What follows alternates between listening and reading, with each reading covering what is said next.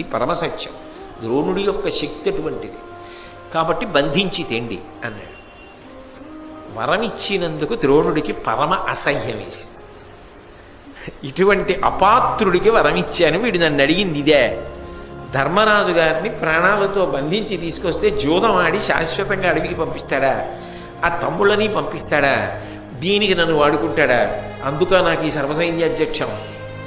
ఇప్పుడు పొంగంతా కుంగయింది. ఇప్పుడు ఏం చేయాలి మరి అంటే 5 నిమిషాల్లో ఈ పదవి నాకు ఎందుకు వచ్చిందా అని ఏడిచే స్థితి వచ్చింది. లోకంలో ఇలాగే ఉంటాయి కదా. కాబట్టి ఇది ఎక్కడ పదవిరా, ఎందుకు వచ్చిన పదవి నాకు అని బాధపడి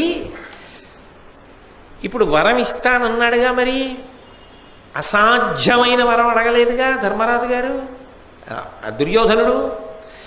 మరి నేను ధర్మరాజుని